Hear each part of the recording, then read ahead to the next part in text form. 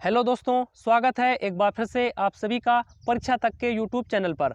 मैं हूं गौरव, लेकर आया हूं एक और महत्वपूर्ण क्लास। जिस क्लास में आज हम बात करने वाले हैं जो आपके सिंधु घाटी सभ्यता के पुराने स्थल हैं, ठीक है। और साथ ही साथ हम ये भी देखेंगे कि वो जो स्थल हैं वो किस देश में स्थित हैं तथा किस नदी के किनारे बसे हुए हैं, ठीक है। उसके बाद हम वो प्रश्न भी डिस्कस करेंगे जो आपके प्रीवियस ईयर एग्जाम में पूछे गए होंगे और आपके आगामी जो एग्जाम आने वाले हैं उनमें भी पूछे जा सकते हैं, ठीक है। तो आप सभी लोग जुड़ जाइएगा। अगर आपका कोई भी दोस्त नेवी, एयरफोर्स, एनडीए और एसएससी जीडी के लिए प्रिपरेशन कर रहा है तो उन सभी भाइयों को आप लोग जोड़ लीजिएगा और ज़्यादा से ज़्यादा इस वीडियो को शेयर करिएगा, ठीक है।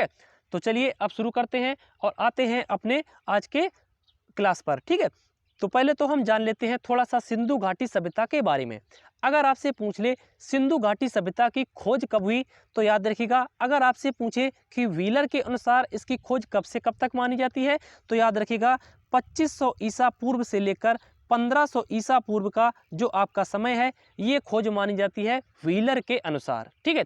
अगर आपसे कार्बन डेटिंग प्रोसेस यानी कि C14 के हिसाब से पूछ ले तो कार्बन डेटिंग जो आपकी प्रोसेस है जिसको C14 कहा जाता है उसके अगर हिसाब से पूछे तो याद रखिएगा 2500 से ईसा पूर्व से लेकर आपका 1750 ईसा पूर्व तक जो खोज है वो सिंधु घाटी सभ्यता की मानी जाती है, ठीक है। और जो आपका लिखा हुआ है 1921 में दयाराम साहनी, अगर आपसे पूछे दयाराम साहनी ने इसकी खोज कब की तो याद रखिएगा 1921 यानी 1921 में इसकी खोज की थी। तो चलिए अब शुरू करते हैं क्वेश्चन और देखते हैं किस किस प्रकार के जो क्वेश्चन हैं आज आपके लिए हम लेकर आए हैं। तो बात करते हैं पहले प्रश्न की। कह रहा है सिंधु सभ्यता में खोजा गया हड़प्पा शहर वर्तमान में किस देश में पड़ता है। यानी कि सिंधु सभ्यता में जो एक पुराना शहर जिसको कि हड़प्पा स्थल के नाम से जाना गया वो आपका वर्तमान में किस देश में पड़ता है। तो अगर आपसे पूछे वर्तमान में किस देश में स्थित है तो ये आपका पाकिस्तान में स्थित है, ठीक है। अगर आपसे पूछ ले कि पाकिस्तान में किस जगह पर स्थित है तो यह पाकिस्तान के मुल्तान जगह पर स्थित है हड़प्पा स्थल, ठीक है। उसके बाद अगर आपसे पूछ ले हड़प्पा जो स्थल है यह किस नदी के तट पर स्थित है तो याद रखिएगा ये आपका रावी नदी के तट पर स्थित है आपका हड़प्पा स्थल, ठीक है।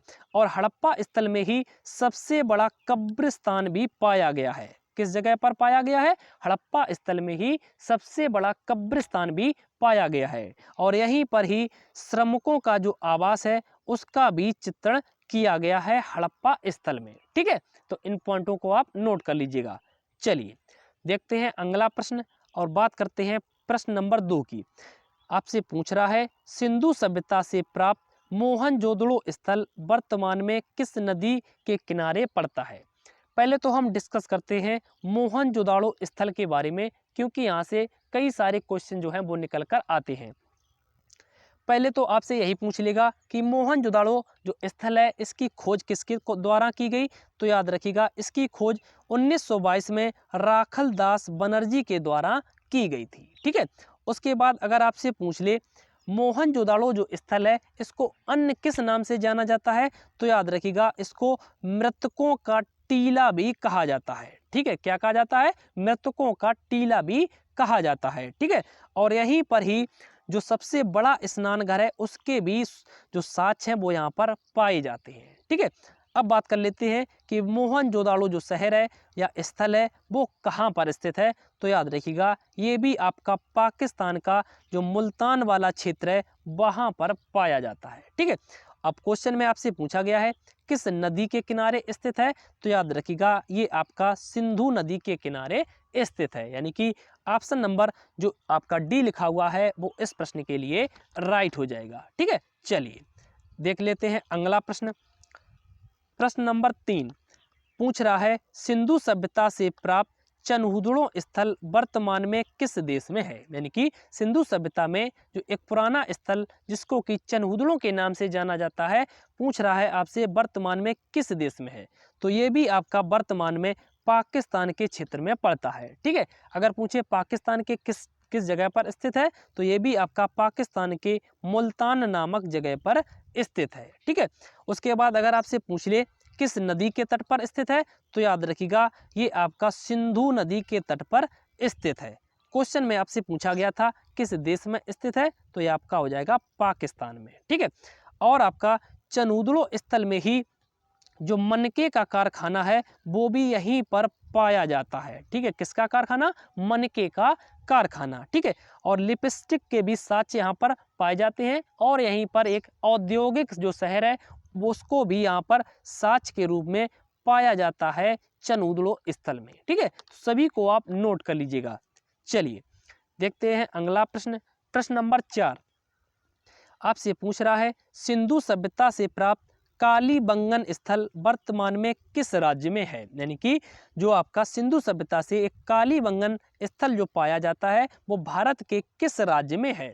तो अगर आपसे पूछ ले भारत के किस राज्य में, तो याद रखिएगा ये आपका राजस्थान में पड़ता है। कहाँ पर पड़ता है? राजस्थान में। ठीक है, उसके बाद अगर आपसे पूछ ले राजस्थान की जो जगह है वो किस जगह पर पड़ता है, तो यह राजस्थान के हनुमानगढ़ जगह पर पाया जाता है कालीबंगन स्थल। ठीक है, और कालीबंगन स्थल में ही जुते हुए खेत के प्रमाण पाए जाते हैं। आपसे पूछा जाता है कि जुते हुए खेतों के प्रमाण कहाँ से पाए जाते हैं, तो याद रखिएगा कालीबंगन क्षेत्र से ही पाए जाते हैं। ठीक है, और यहीं पर कालीबंगन क्षेत्र में ही जो भूकंप है उसके भी साक्ष्य मिलते हैं, और जो आपकी यज्ञ करने की जो वेधशाला है जिसको आयताकार एक आकार दिया गया था वो भी आपका कालीबंगन जो क्षेत्र है वहां से ही संबंधित है। ठीक है, तो याद रखिएगा इन सभी को।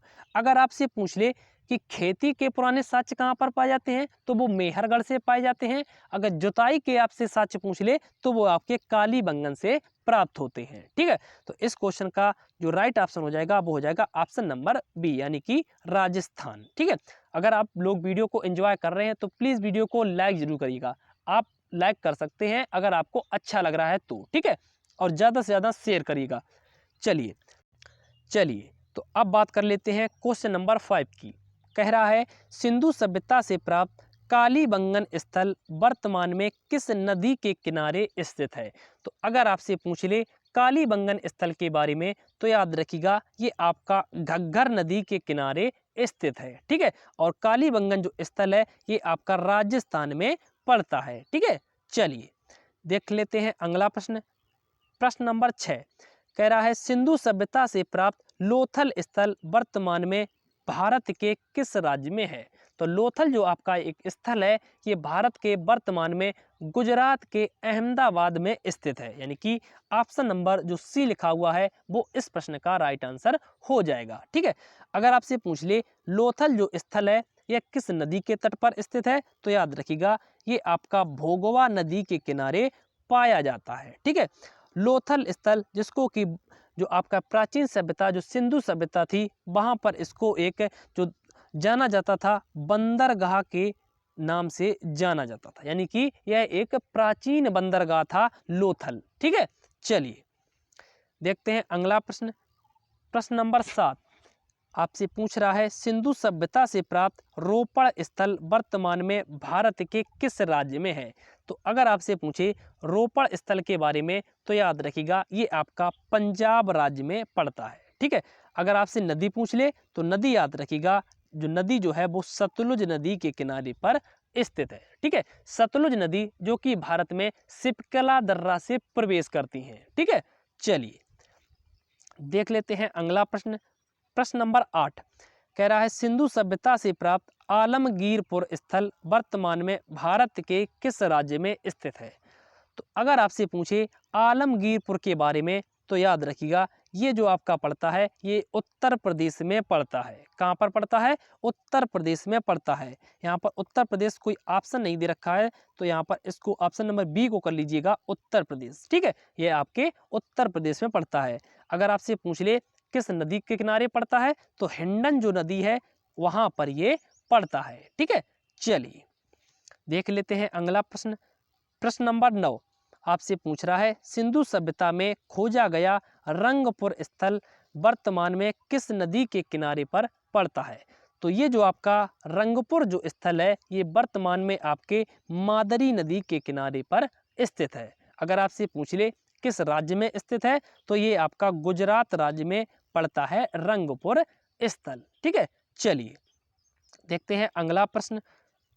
प्रश्न नंबर 10 आपसे पूछ रहा है, सिंधु सभ्यता में खोजा गया धौलावीरा स्थल वर्तमान में भारत के किस राज्य में है।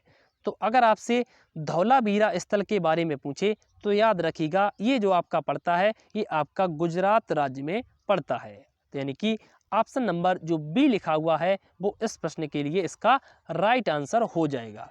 चलिए, तो अगले प्रश्न पर बढ़ने से पहले अगर आप लोगों ने अभी तक वीडियो को लाइक नहीं किया है तो प्लीज़ वीडियो को लाइक जरूर कर दें, ठीक है। चलिए बात करते हैं क्वेश्चन नंबर 11 की। कह रहा है, सिंधु सभ्यता में खोजा गया बनमाली स्थल वर्तमान में भारत के किस राज्य में पड़ता है। तो अगर आपसे बनवाली शहर पूछ ले तो याद रखिएगा ये आपका हरियाणा का जो हिसार जिला है वहाँ पर ये पड़ता है। यानी कि जो इसका राइट ऑप्शन हो जाएगा वो आपका हो जाएगा ऑप्शन नंबर सी, यानी कि हरियाणा में ये पड़ता है, ठीक है। अगर आपसे पूछ ले किस नदी के किनारे स्थित है तो याद रखिएगा ये आपका सरस्वती नदी जो है उसके किनारे पर बनवारी स्थल पाया जाता है, ठीक है। चलिए देखते हैं अगला प्रश्न। प्रश्न नंबर 12 आपसे कह रहा है, सिंधु सभ्यता में खोजा गया सुतकोंगेडोर स्थल वर्तमान में किस देश में पड़ता है। तो ये जो आपका सुतकांगेडोर जो स्थल है ये आपका वर्तमान में जो पड़ता है आपका पाकिस्तान में पड़ता है। कहाँ पर पड़ता है? पाकिस्तान में पड़ता है। अगर आपसे पूछे किस नदी के किनारे पड़ता है तो जो आपका दास्क जो नदी है उसके किनारे पर ये पड़ता है, ठीक है। चलिए देखते हैं अगला प्रश्न। प्रश्न नंबर 13 कह रहा है, सिंधु सभ्यता को और किस नाम से भी जाना जाता है। तो सिंधु सभ्यता को और हड़प्पा सभ्यता के भी नाम से भी जाना जाता है। हड़प्पा सभ्यता के नाम से इसलिए जाना जाता है क्योंकि सिंधु सभ्यता का जो सबसे पहला जो शहर खोजा गया था वो हड़प्पा शहर ही खोजा गया था, ठीक है। इसलिए सिंधु सभ्यता को हड़प्पा सभ्यता के नाम से भी चलिए अब बात कर लेते हैं अगले प्रश्न की। प्रश्न नंबर 14 कह रहा है, सिंधु सभ्यता के विनाश का प्रमुख कारण माना जाता है। तो सिंधु सभ्यता का जो पतन हुआ था उसका जो प्रमुख कारण माना जाता है वो बाढ़ को माना जाता है। यानी कि ऑप्शन नंबर जो डी लिखा हुआ है वो इस प्रश्न का बिल्कुल राइट आंसर हो जाएगा, ठीक है। चलिए देखते हैं अगला प्रश्न। क्वेश्चन नंबर 15 कह रहा है, सिंधु समाज था, यानी कि सिंधु जो पुरानी सभ्यता थी वो समाज कैसा था। मातृ सत्तात्मक था यानी माताओं का राज्य था, या फिर पितृ सत्तात्मक था, या फिर गुरु सत्तात्मक था, या फिर राजशाही था यानी कि राजाओं के द्वारा चलाया जाता था। तो याद रखिएगा जो सिंधु समाज जो था वो मातृ सत्तात्मक था, यानी कि माताओं के द्वारा इसको चलाया जाता था। यानी कि ऑप्शन नंबर जो ए लिखा हुआ है वो इस प्रश्न का बिल्कुल राइट आंसर हो जाएगा, ठीक है। चलिए अब बात करते हैं क्वेश्चन नंबर 16 की। पूछ रहा है, मोहनजोदड़ो से नृत्य करती हुई प्राप्त मूर्ति किसकी बनी हुई थी। अगर आपके हम एसएससी या फिर टीसीएस या फिर आपके आर्मी नेवी एयरफोर्स किसी भी एग्जाम की बात कर लें तो ये जो क्वेश्चन है ये सभी में पूछा गया है, इसलिए इसको स्टार कर लीजिएगा और नोट करके जरूर लिख लीजिएगा, ठीक है। तो अगर आपसे पूछ ले कि किसकी जो मूर्ति हुई नृत्य करती हुई प्राप्त हुई थी तो याद रखिएगा वो कांसे की थी। किसकी थी? कांसे की थी। यानी कि ऑप्शन नंबर जो सी लिखा हुआ है वो इस प्रश्न के लिए बिल्कुल राइट आंसर हो जाएगा, ठीक है। चलिए तो आज का जो हमारा सेशन था उसको हमने कंप्लीट किया। सेशन कैसा लगा इसको हमें कमेंट बॉक्स में लिखकर जरूर बताइएगा। तो हमने जो अपना एक रूटीन है उसको चेंज किया है। एक दिन हम आपके लिए एसएससी जीडी का प्रीवियस ईयर क्वेश्चन डिस्कशन करेंगे और एक दिन आपके लिए कोई ना कोई टॉपिक जरूर लेंगे जो आपके एग्जाम के पॉइंट ऑफ व्यू से इंपॉर्टेंट होगा, ठीक है। तो ज़्यादा से ज़्यादा इस वीडियो को शेयर करिएगा, कमेंट करिएगा, लाइक करिएगा, ठीक है। और अगर आप इस वीडियो की पीडीएफ पाना चाहते हैं तो पीडीएफ इसी जो वीडियो है इसके डिस्क्रिप्शन बॉक्स में आप जाएंगे तो वहाँ पर आपको लिंक मिल जाएगी, उससे आप पीडीएफ भी पा सकते हैं। और हमसे अब आप टेलीग्राम चैनल पर भी जुड़ सकते हैं। इसी वीडियो के डिस्क्रिप्शन बॉक्स में आपको टेलीग्राम का लिंक भी मिल जाएगा, ठीक है। तो मिलते हैं अब नेक्स्ट वीडियो में, तब तक के लिए सभी को